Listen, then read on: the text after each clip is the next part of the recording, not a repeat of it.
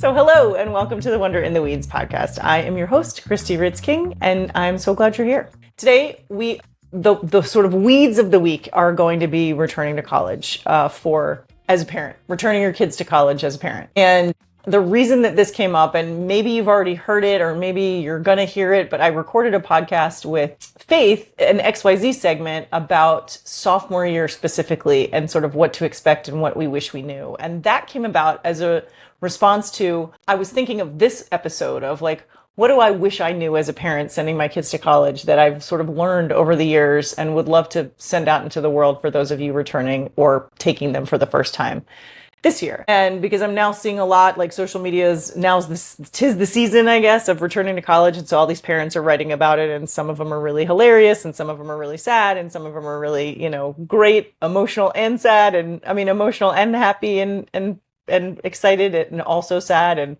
I just felt like, all right, let me talk about what I've learned over the years as both a parent and a therapist in this sort of realm of parenting from the parenting perspective.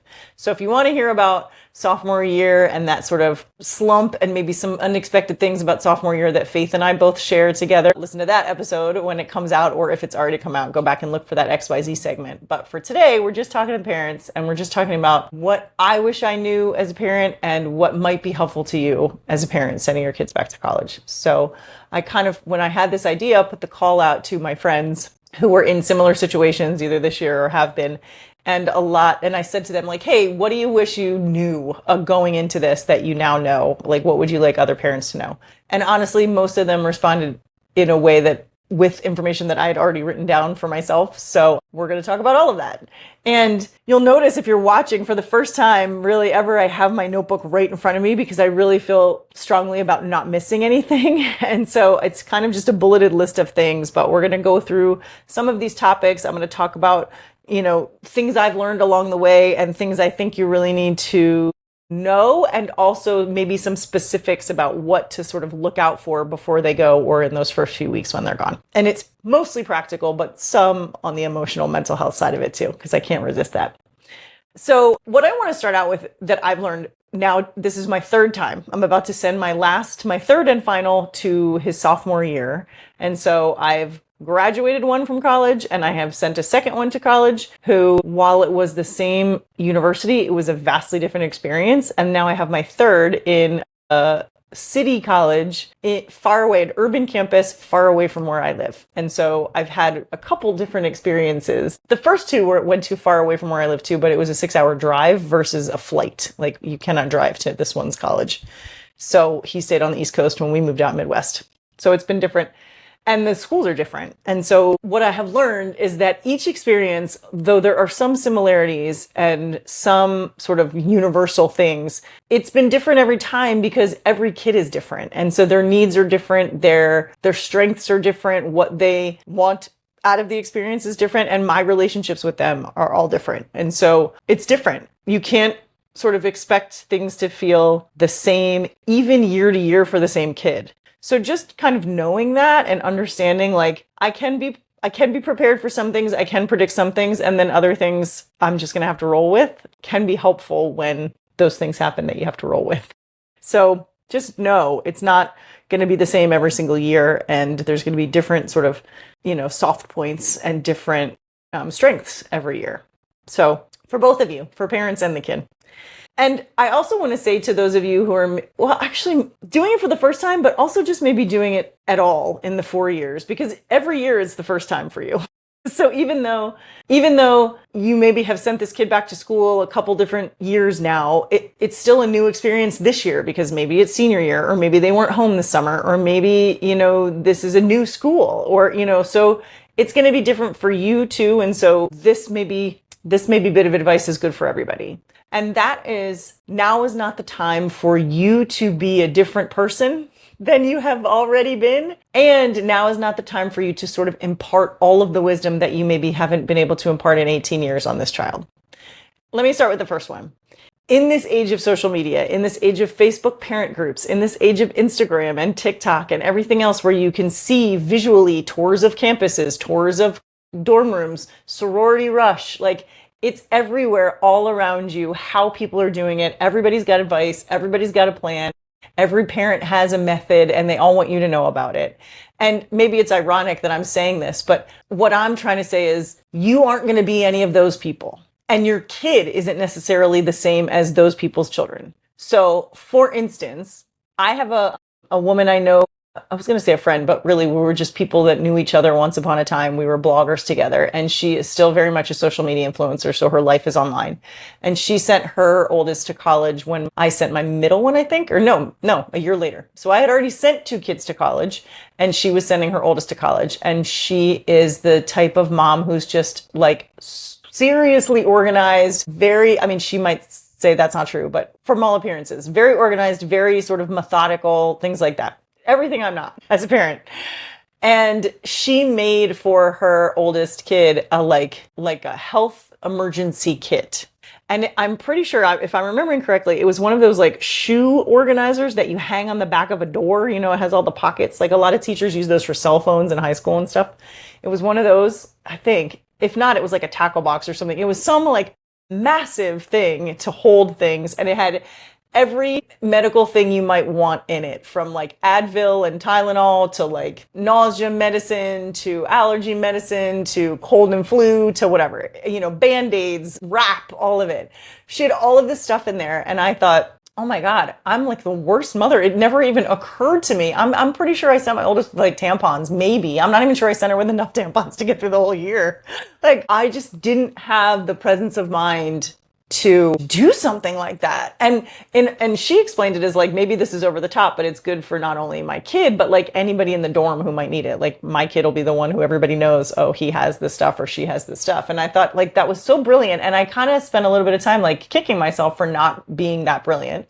And then I realized like, yeah, that's just not who I am.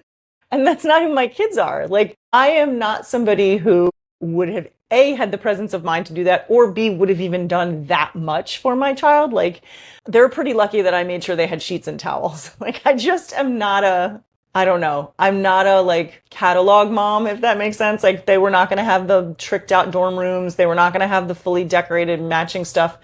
If any of them had asked for that, I might have gone along with it, but they didn't ask, and I wasn't online seeing it all and thinking I had to do it because that's just not who I am. Like, I'm just not a person who's gonna have the most beautifully decorated dorm room, and my kids are also not the people that are gonna have the most beautifully decorated dorm room.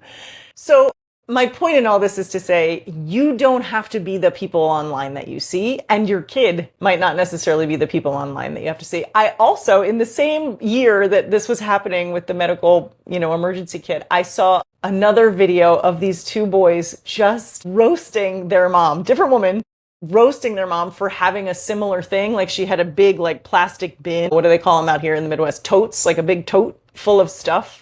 That was the same thing, like every medical thing you could possibly want, including, I think, like, liquid IV and things like that. She had everything they could possibly want in this thing, which is so sweet and kind and caring and wonderful. And these boys gave her such hell for it. They were like, I'm not even taking this with me. Like they were really ruthlessly mean to this poor mom. But I think the point of that is like one kid really appreciated it and one mom is very good at doing it and therefore it ended up great. And I think she even showed something at the end of the year about like what was used and what wasn't. I appreciated that. I just sort of saw it in passing, but I'm pretty sure she also was like, hey, we got to the end of the year and here's what's left and here's what the kids used and here's what other people came to the room for and blah, blah, blah. So she was great and realistic about that, which was funny. And then this poor other mom who thought she was doing such a kind thing just got like, the kids were like, we're not even taking it with us. Like they were mortified at the prospect of it. So that sort of leads me into, in a lot of ways, I go back to the sort of 4 pillars of explicit parenting that I talk about ad nauseum on this show. And the one is like, know your own triggers, like know yourself. That's step number 1. And then step number 2 is know your relationship. And so knowing your own triggers is like, I am not the kind of mom I'm just not even the kind of person who has like enough forethought to have that full medical kit ready. And I also don't need that. So like, because that would have done nothing to allay my fears or calm my anxieties or made me feel better that I was sending them off on their own. Like for some people, I think maybe that might make them feel better. Like if I know my kid is 150% prepared, if they get a cold or the flu or whatever, I can sleep a little easier. I think that's great if that works for you and works for your kid. Like I suspect the mom whose kids were giving her a really hard time was probably anxious about them getting sick and not having what they needed when they got sick. And so therefore making that kit made her feel better. But that's knowing your own triggers. Like if you find yourself doing something for your kid in the name of quote unquote helping your kid, check in and see, is this really about them or is this about me? Am I doing this thing because I want myself to feel better, or I want to feel, I don't know, less guilty about having them go unprepared, or I want the peace of mind of knowing they have everything they could ever possibly want? Check in with your own self first to be like, why am I doing what I'm doing? And is it really about me or is it really about them? And that goes to kind of the number 2, knowing your relationships. Like what is going to be the best way for this to work for your kid? So, I have on my little list here about knowing your own stuff. It's like, you don't know everything and you do know some things. So like, for instance, Faith tells a really funny story on one of the other episodes about going shopping with the two of us, her dad and I, when we dropped her off for school, and her trying to buy like a 12-pack of seltzer and thinking that that would be enough for her to take with her to college. And my husband sort of tough loving her a little bit and being like, hey, you got to start thinking about moving to this place, not just visiting for a couple weeks. Like, you're moving here. You need more than 12 seltzers for the rest of the semester. And it's a cute, funny story at the end of the day, but at the time, she was really, really anxious about it and like couldn't wrap her mind around the whole idea of like, I'm not going to live in my parents' house anymore. I'm going to live in this new place, and I'm thinking in that way.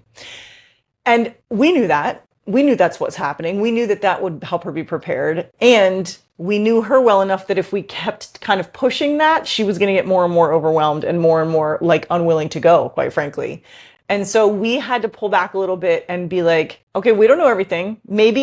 Maybe you don't want, I don't know, shower shoes. Like something that we were like, we think you're probably going to want this, but you're like really against it. This is a bad example, but I'm hoping you'll understand, because I don't think we even talked about shower shoes.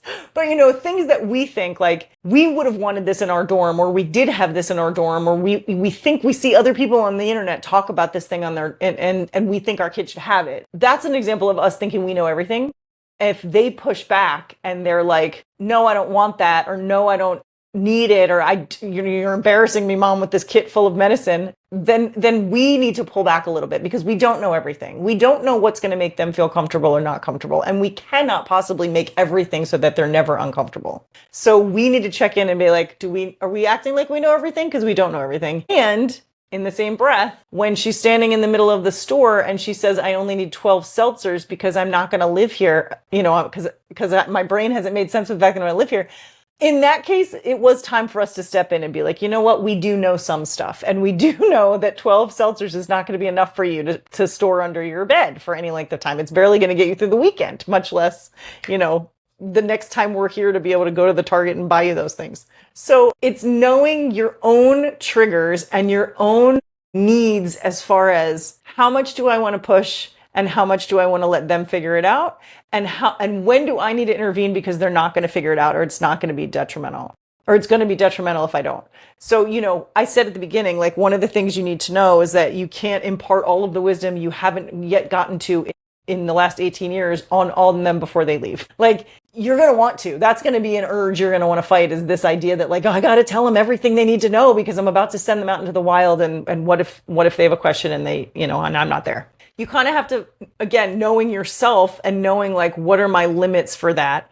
But then also knowing your relationship with them. What kind of kid are they? Are they a kind of kid that's never done anything for themselves? And look, there's no judgment in this. I just need you to be honest with yourself about it. If they are a kid who's literally never had a chore, they didn't pick up a piece of garbage, they didn't put their dishes away, they didn't cook for themselves, they didn't do the dishes, they didn't do their own laundry, like, instead of thinking, oh my God, I have to teach them how to take care of themselves because I've been taking care of them for 18 years, get realistic with like who they are and who you are, and just kind of drop the tidbits that you need. Like, hey, here's laundry detergent. You put half a capful of this in the load. Like, show them how to use a laundry machine if they've never done it before, but don't expect them to never have a question about how to do laundry, or to never have or to go to college like they're fully prepared to do it all. And fully expect that if you show them, they aren't going to remember half of it. because their brain is so full of all of the changes and all of the things that are happening to them at the time that a lot of new information isn't going to take root until they have to use it themselves. But creating a kind of open environment for, it's okay if you call me on Sunday afternoon, or, when you're sitting around watching football and trying to do laundry, if you can't figure out how to use a machine, call me. Or don't be afraid to ask your RA, because that's not a thing everybody knows, And I'm going to give you these 3 things that you take all the time, an allergy medicine and an ibuprofen or something. Like, if there's things that like they've taken these same vitamins every day since they were 5, and they are going to want them, this is a ritual that they have, like, yes, buy those and send them to school with them, or arrange a mailing, a subscription mailing that they get them every 2 months or something like that, and talk to them about that. Like, hey, I'm going to send you with these because they're just always here on the kitchen counter when you wake up in the morning, but they're not going to be. So, like, I'm going to send them with you, and you need to sort of think about, well, where am I going to put them in my dorm room, or how am I going to, whatever. So the dialogue with them back and forth of, hey, here's some things that I know about you. How do you want to handle them going forward? Not always going to be the most productive conversations, because that can be triggering to them, that can be anxiety inducing to them thinking about it. So if you know your kid and you're like, all they're doing is, going to their summer job and staying out till 3:00 every morning for the months of May, June, and July after graduation, then it's going to be tricky to try to impart all of this wisdom before they leave. But so then, okay, I'm probably going to get a phone call like mid-September, or maybe I should check in mid-September, a week or 2 after drop off, to be like, do you know where your toothbrush is? Do you know where your vitamins are?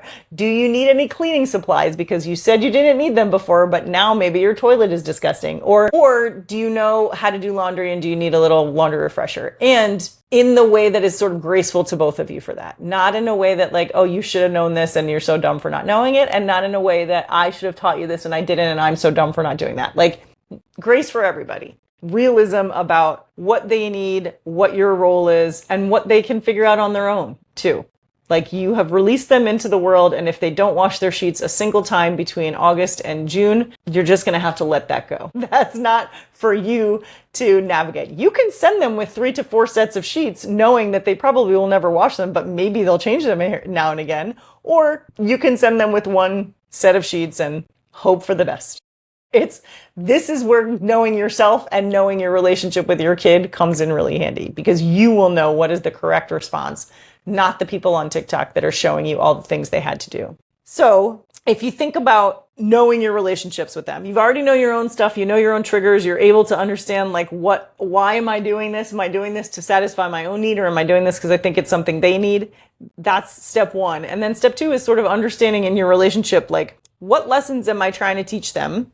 What are my non-negotiables? Like, what do I need access to your grades is different than I'm going to monitor all of your assignments. If you're paying for college, you do have a right to know how they're performing in college. However, it's not like grammar school and high school where you have access to that app that tells you every single stinking assignment and every single grade and every single everything. I have thoughts on that too. I don't think y'all should have been checking that all through high school either, but that's a whole other conversation. This time, though, if I've been a kind of parent who checks every single assignment and I've been on top of them for every single assignment, well, then you need to work something out with that kid and some non-negotiables. And not in a shaming or a judgmental way, but in a like, hey, we've had a system all through high school and I'm not going to be able to do it exactly the same way. What do you think you might need to be successful? And if you don't have the answer to that, I'm going to check in September and in October and in whatever to make sure that we're on the same page as far as grades and as far as, are you going to class? Are you doing things you need to do? Like, there can be non-negotiables. There can be things that you sort of refuse to approve of or pay for, especially if you're paying the bill for college. And you cannot control every single move that they make, nor can you make every decision for them. Even if they're making bad ones, you have to allow that space for that too. That's part of the college experience, is growing up and learning how to do stuff on your own. So if they miss an assignment or 3 and it comes time to either drop or add the class, you have to be realistic in your expectations with them and help guide them to the best decision rather than tell them what to do or shame them for doing it their way to begin with. So what do you what are your expectations, and then what are the non-negotiables in their experience in college? And maybe this goes without saying, but I've seen one too many Facebook parent groups where I think maybe it doesn't go without saying, but your non-negotiables can't be that you're in charge of their life, because you're not. Once you release them to their dorm room, they are in charge of their day-to-day lives, whether you like it or not. And maybe we can do another episode on how to manage that for ourselves, because that is part of the process, is you learning to manage that on your own. And it's not easy. I'm not here to sit on my high horse and say it's easy. It's really, really hard to not be in charge, not even in charge, but to not even be in contact and know their day-to-day stuff is a really, really hard thing. So give yourself a little bit of grace for that too. But understand that you sort of clinging to them and trying to snowplow for them, or trying to like live the experience for them, or keep them from ever having any discomfort, it doesn't serve either one of you to do that. And there are some non-negotiables, and you need to know those non-negotiables. For instance, my middle one has a car at school now because we moved so far away. She needed to be able to get around the world. And so we left a car on the East Coast with her. And there have been times where she has a grand plan for the weekend that involves my car.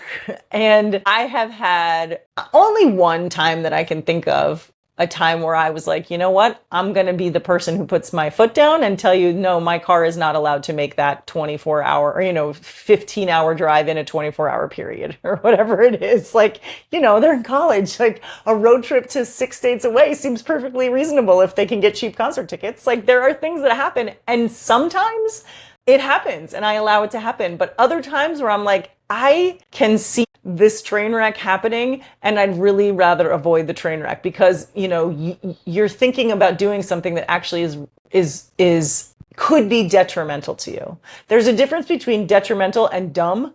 They're going to do things that are really dumb, and that's part of growing up and being part of college. My oldest, when she was a freshman, made concert plans, like back-to-back concert plans in 2 different cities in a 48-hour period, and called me with a fully formed plan. And I was like, I can't even, there was no reason for me to say no, even though I really wanted to. It was really dumb, but she did it, and it was an amazing experience. She still talks about it today, and they were perfectly safe, and she did it with another person. My middle one, when she called me and had a cockamamie plan about, a concert that was like 3 states away, and she was driving alone, and she'd already done like 3 other crazy road trips in the last like month, I said, I think maybe it's time to just stay home for a weekend. And so similar situations, but different enough kids that I had to step in and be like, this is a non-negotiable. This is a parenting moment where I actually am in charge, because it's my car and it's my money and all of the things. I don't use that on a regular basis, and she knows I don't use it on a regular basis. And so she's not afraid to tell me what she's doing, because, that's an option too, where they can just never tell you anything because they know your reaction is going to be one they don't want. We at least have an open enough dialogue that I know what's going on. And honestly, it's entirely possible she kind of knew it wasn't the greatest decision and called me because she knew I would veto it. That's entirely possible, that somewhere subconsciously she was like, my mom's going to say no to this, so let me call her and run it by her, because she's probably going to tell me no. So that just goes, those are just examples of knowing your own kid, knowing your own non-negotiables, and understanding when and how to step in when you need to for their own safety or benefit, versus you just trying to control things because you see the train wreck and you don't want the train wreck to happen, because it'll be uncomfortable for them. If you ever listen to me on any of these shows, you know that I constantly come back to the idea of the difference between pain and discomfort. And I think as parents, we want for them to never be uncomfortable, when in reality, that's how you grow. And so really what we should be doing is trying to help them avoid real pain, like enduring pain, not discomfort. And even sometimes we can't help them avoid enduring pain either, like loss and grief and, sadness from a breakup or any of those things. Like, we can't stop that from happening. But if we can keep them from wrecking the car because they've been driving, 17-hour road trips every single weekend, we can step in and maybe help them with their judgment in that case. But if it's just discomfort, if they're going to fail a class, if they're going to get fired from a job, if they're going to have to quit a job, if they're going to do something that could be uncomfortable, we cannot jump in and try to keep that from happening. So understanding as a parent the difference between pain and discomfort and understanding our role in helping them work through the discomfort versus avoid it altogether is an important part of this process. And it's an important time for you to know the relationship you have with your own kid. Again, sending them off to school is not the time to try to dump all of the information you've not been able to get into their brains in the last 18 years into them in the weeks leading up to going to college. They have to learn it on their own sometimes. So, and I think this is part of the same, we go back to the pillars of explicit parenting, that know yourself, know your relationships, be consistent and persistent, and stay curious, not judgmental.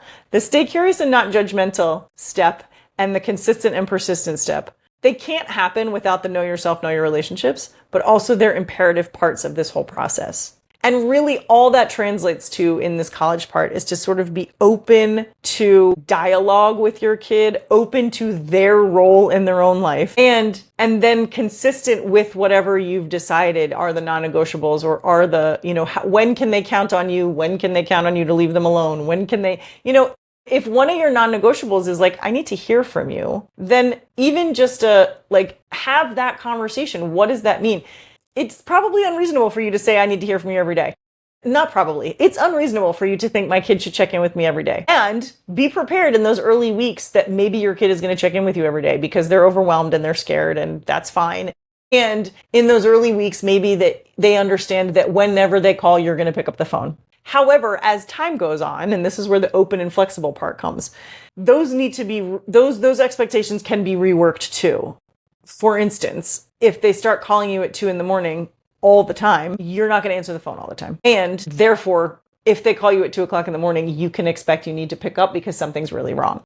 They can respect your time, you can respect their time, and you can have those conversations about what that looks like. So if I need to hear from my kid just to make myself feel better, does that mean they actually have to call and check in? Or does it mean they just have to respond to my text if I text them at some point in the day? They may not text me back right away, but can you please not wait 24 hours to text me back, or I'm going to think you're dead on the side of the road? Whatever that kind of, again, your relationship with your kid. If you've been somebody who's constantly tracked their whereabouts with a Life 360 or with a Find My Phone or one of those things, and they know that, that's going to have to be renegotiated because they are grown now, and neither one of you is going to benefit from you knowing where they are at all times.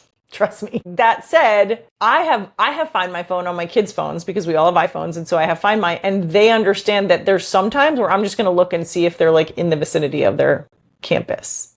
And I don't alert them to that. I don't check in. If I see that they're somewhere weird, I'm not hey, where are you?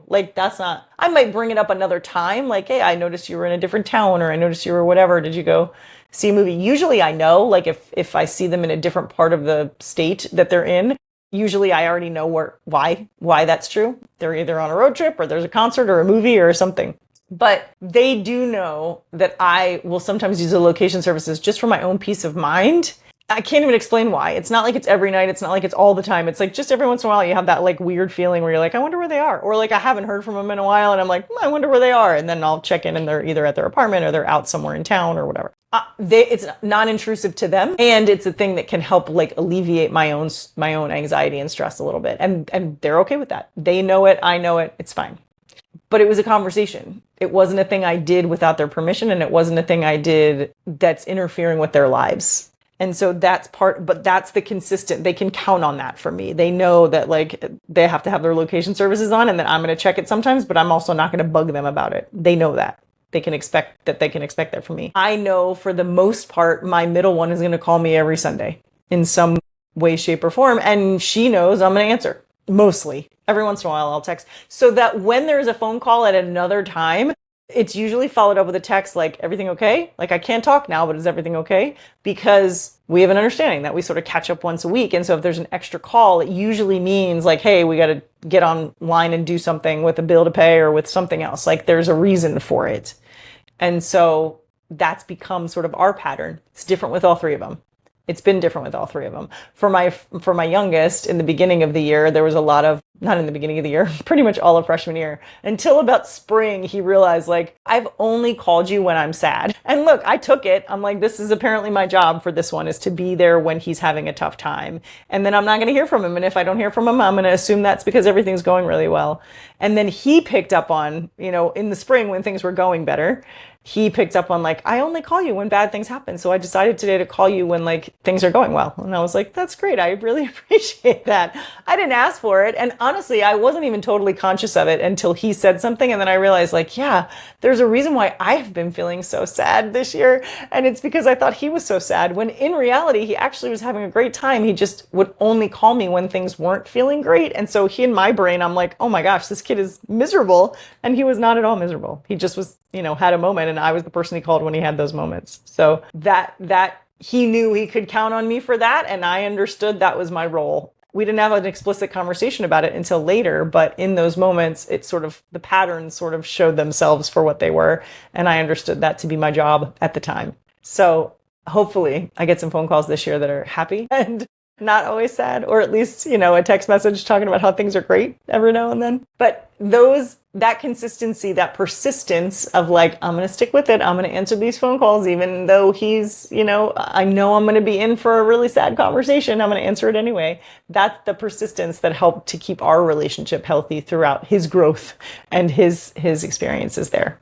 Just a little bit about the, like, what lessons are you trying to teach, and what lessons are good right now, and what lessons do you need would be better later, or what lessons will be better if they learn them themselves without you sort of imparting that information. So, I talked about little things like laundry, which, yes, that's a thing that they might need to know, but also, like, my daughter, I don't, if you've heard it already, you've heard it, but if not, she tells a story about, like, misunderstanding an assignment, an honors credit that she was supposed to get. And she's like, I wrote this whole big paper for an honors credit for this class. I presented it, and the professor was like, you didn't turn in this paperwork for this to be counted as an honors credit. And, she could have done a billion different things there. She could have quit. She could have given up. She could have been like, well, I guess I'll just take my lumps and not get honors credit for this. She could have called me and cried about it, and I could have jumped in and tried to find, a solution, or called professors, or done whatever, or blah, blah, blah. And in reality, what happened is, I believe she did call me to kind of complain, not really for, like, advice or anything. And I think I said, well, have you tried talking to XYZ? Like, don't give up. Like, there's probably a solution here. I don't know that there is, but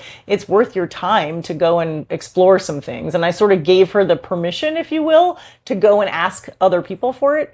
And she did. And then I didn't hear from her again until it was all resolved, and she got her credit, and she was able to, fill out the forms that she'd missed and all these other things. But had that gone any other way, I'm not sure she would have learned that she could persevere through things and actually make them happen, like, not to just take the first no as final answer. And I also don't know that if I had jumped in and done it for her, if she would have felt the confidence that came from that entire succession of events. Like, she now knows, I can find the solution to these problems.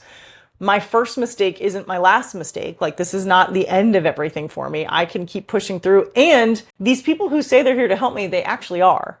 She went to some professors who I'm sure offered office hours or, a consultation or whatever. And how many kids don't take them up on it?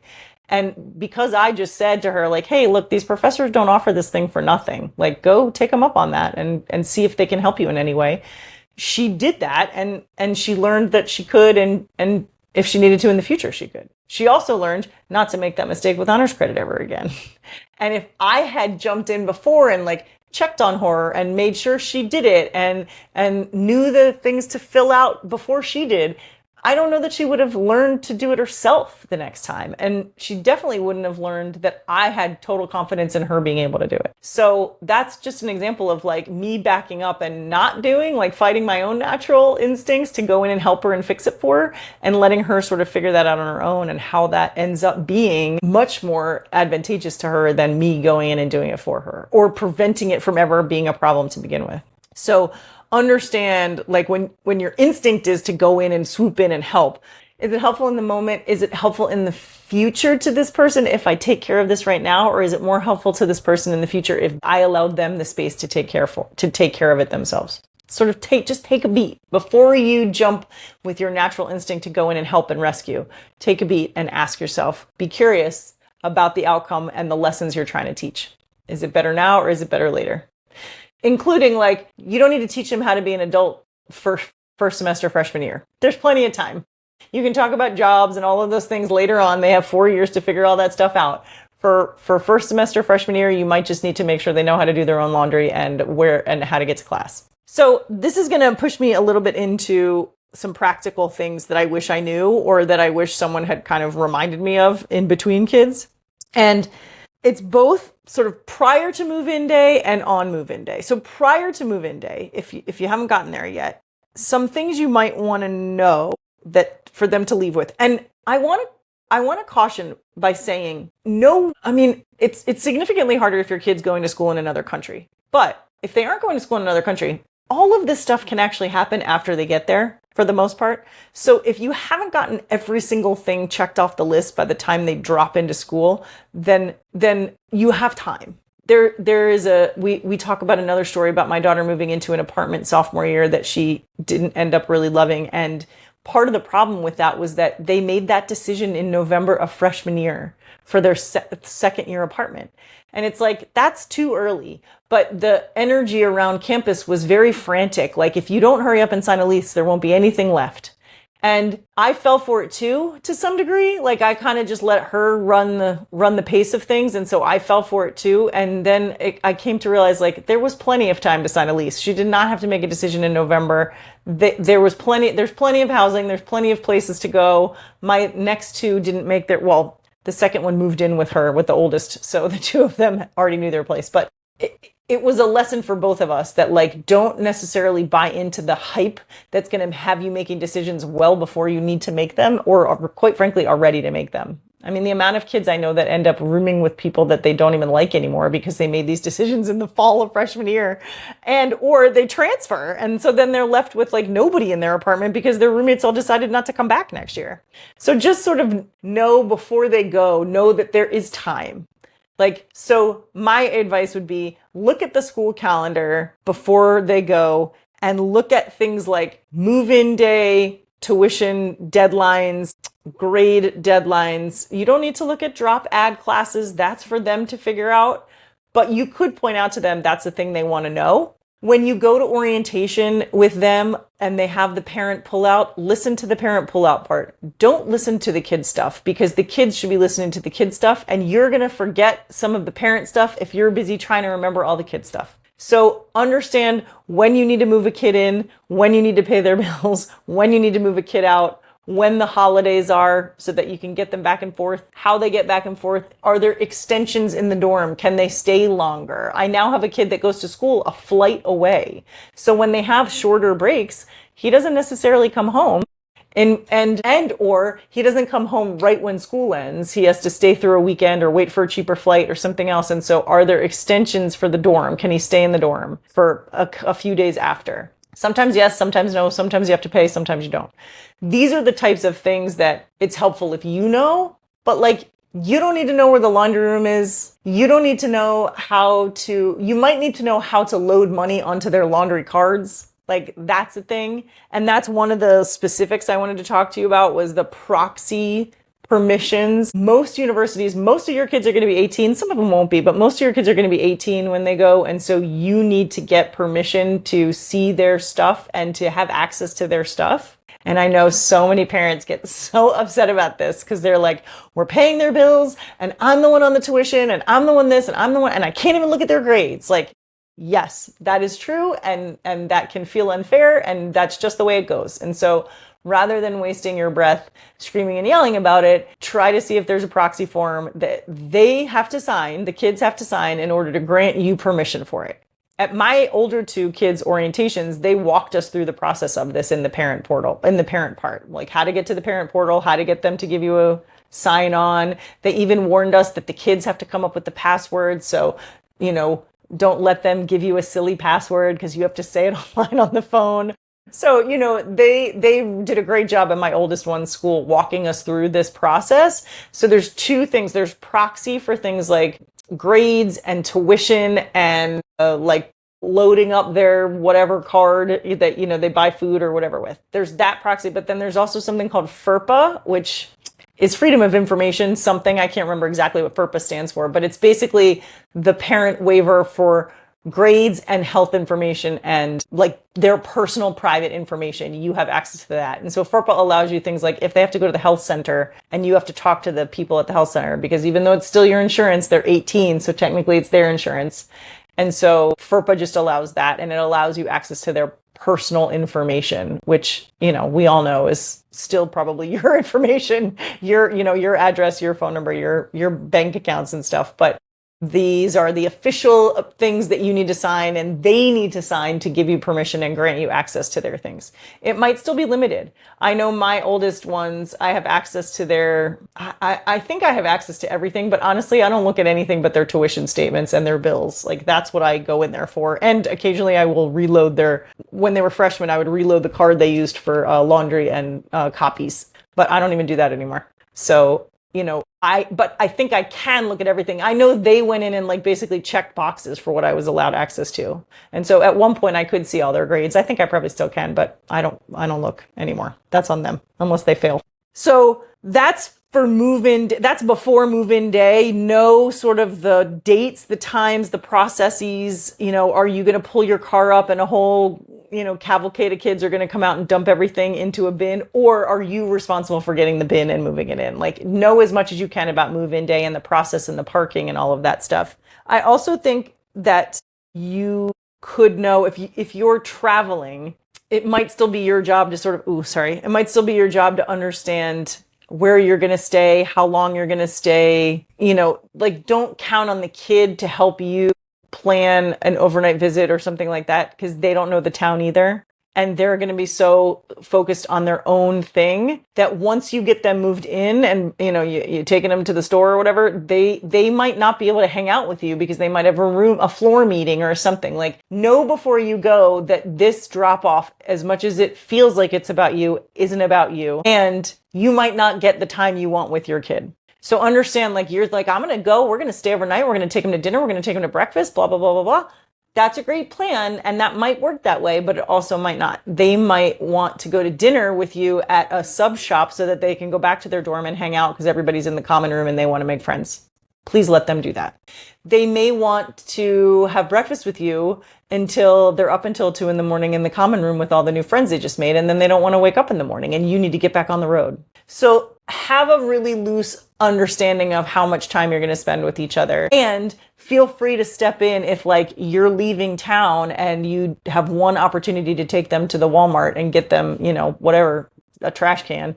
It's okay to say like, this is when we have to do this, but it's also okay to say, I'll go do it for you and bring it back to you later this evening because you have a dorm meeting. Like, understand that you might be disappointed with the amount of time you get to spend with them, and give them some grace to figure out how to do this because they're new at it too. So that's like what you should know before is, at orientation, listen to what your jobs are. The finances, the move in and move out logistics, the, transportation stuff. Listen to all of those things at orientation and try not to pay attention to all the things they're telling them about their experience, because that is not your experience. Before you go, understand where you're going, where you're spending your time, how much you're going to, what's the plan for where you're going to go there. It maybe will be helpful to you to know the area a little bit. I was really super lucky when my oldest kid went to college because she went to my college. That said, the town didn't look anything like it looked when I was there. There was, it has exploded. Like most college towns, it's exploded. So there were a million more things. The building that she lived in didn't even exist when I was in school there. And there were places to shop that didn't exist when I went to school there. And everyone was there. So if you think I'm going to take you to school and then we're going to run to the local Walmart or the local Target or the local whatever, Best Buy, and get you stuff for your dorm room, that is probably not happening. Unless they go to college where there's like 500 kids and no one else in the town except the college.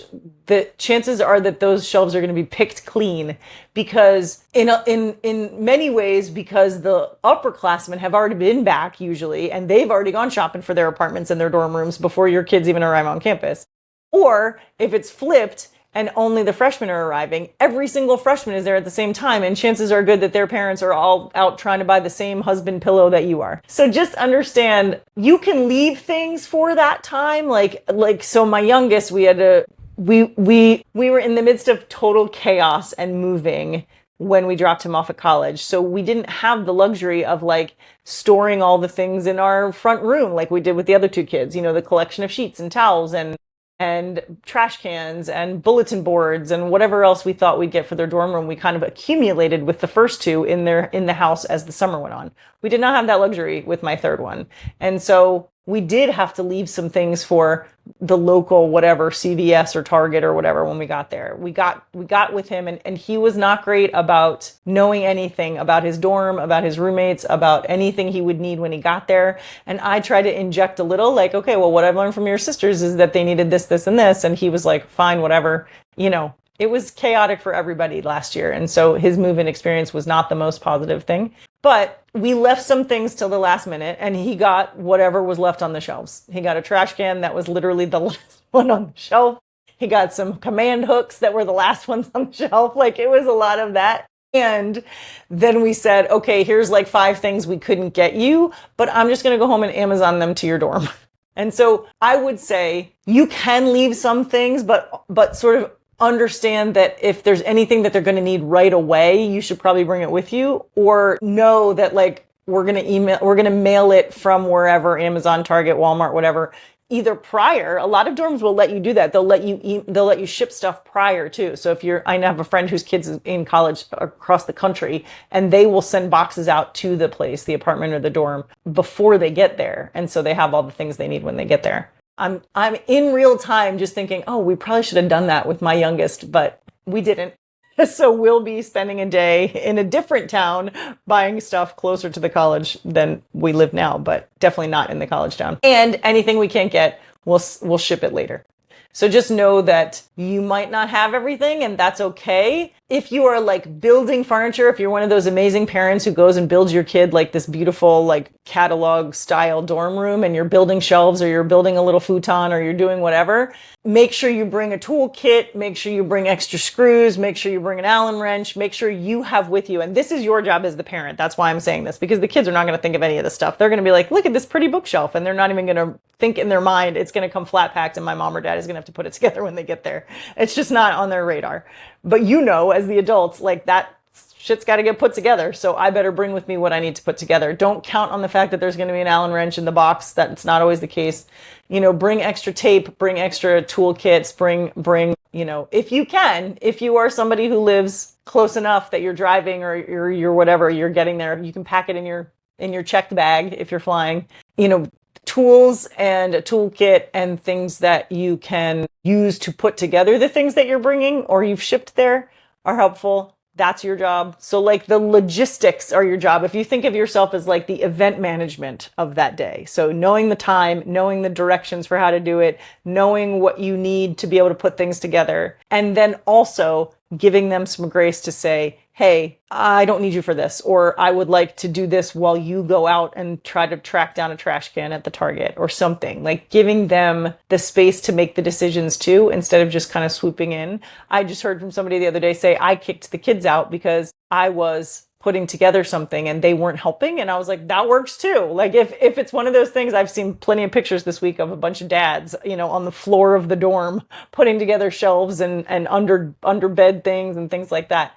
If that means hey, kids, you go explore campus or you go find, or I'm going to come in during your floor meeting and I'm going to put together these bookshelves. That works too. Just have that kind of dialogue where what needs to be done and they can help input when they would like it to be done or how they would like it to be done. So giving both of you guys the grace and space to make decisions on the fly, but coming into it with solid information and a plan for how it could be done is really going to be helpful to you. Okay. What else do I got? Yeah, that was really it. Know the move-in day logistics and know the area-ish, meaning where can I go get, burgers for dinner, or where can I go get, trying to make those decisions when you get there can be a little bit tricky. So, kind of just doing a little Google search about what's around the dorm and where can I buy last minute command strips or something like that, or where can I get us pizza for dinner or whatever can be helpful too. And then the only other things besides the proxy stuff, the FERPA and the proxy, is to know this is the thing I think these are the things you should have done before they get there. Knowing the calendar really well, meaning when is move in, when is move out, when is tuition due, when are grades due, when are they going to come home for breaks, things like that, so that you can plan your year is actually really helpful for you. The kids are going to know their own calendar, but you knowing those dates can help you sort of mentally prepare for all the things that have to happen. We'll do another episode later about what to do when your kids come home for break and then leave again, because there's some empty nest stuff there too. But knowing that calendar can give you some peace of mind of, okay, I know when things have to happen in the grand scheme of all these things, especially because you've probably spent the last 18 years knowing their calendar and their ins and outs, maybe even down to like what period they had these classes in. So just to give yourself a little bit of like a nice transition, understanding the university calendar can be helpful there too. And then the last thing is a bank account or some sort of how are they going to take care of their money. And I don't mean like chances are good your kids have had some sort of bank account or job at this point, but like, is it still a kid account? And if so, can they use their debit card everywhere, or is there going to be some weird limit? Like if they have an emergency, do they have enough money in that account to take care of an emergency, or do they need some sort of credit card for them to do an emergency? If they have a credit card, can you trust that they're only going to use it for emergencies? Do they get the credit card after they call you with the emergency? You know, like think of those things before they go, rather than find yourself in a situation where, you know, your kid had to get the car fixed and you didn't like plan for that yourself. And so there's money that needs to be moved around or settled or whatever. That's chances are freshman year, you don't have to worry about cars, but you know, that kind of stuff. I got an ambulance bill in the mail once. And so there's something like that. Like you could have, you know, if they had a credit card, they maybe could have just put it on a credit card and I could have paid it later. But it was, you know, we hadn't thought of that. You know, if there's rent, if they're moving into an apartment and there's rent to be paid, can you set up an account and just put the money in it for rent so that they are paying rent and they are getting that sort of, you know, like they're learning that lesson of how to do it, but with a safety net of this is the only time you touch this account is to pay your rent. And so you're not going to run out of it. And also you're going to have to figure out how to do it and how to set it up and all of that stuff. So their money, their grades, the logistics of the day and the year are really your jobs. And then everything else is on them to figure out, except the communication style between the two of you of when you need help, how can I help you best? So that's it. So that's what I got. I went on and on about that. Sorry, that was a lot longer than I thought it was going to be, but hopefully you can find some sort of helpful nugget in here about sending your kids to college, whether it's the first time or the third time, or you're on the third kid and it's the 12th time. It's new every time. So hopefully there's something in here that was helpful for you. In the meantime, the wonder I would share with you guys this week is really just that, like the wonder. It never ceases to amaze me how much I love the relationship with my kids at every age and stage. It's just fun. I've had my youngest home with me all summer, and because, you know, like it or not, he doesn't really know a lot of people around here because he's never lived here before until this summer. And he has been an amazing adventurer and gone out and learned this city better than I have. And he's also been a fun companion for me. We've seen a lot of movies and been to a lot of Lynx basketball games, and we've just had a really good fun summer together. So that's been my wonder lately. Keeping me afloat is this like cool adult that gets to live in my house for 3 months a year. So, and I'm not really, you know, I don't know that I have any listening to reading recently. I've literally been consumed by women's basketball. So that seems to be all I'm listening to, watching, and reading about these days, even including like a reality show of Life in the W. I'm obsessed. So that's all I got. Until next time, you guys keep looking for the wonder in the weeds. And if you are a mom or a dad sending somebody off to college, hang in there. It does get a little bit better. Not completely, but a little bit. Take care. Till next time.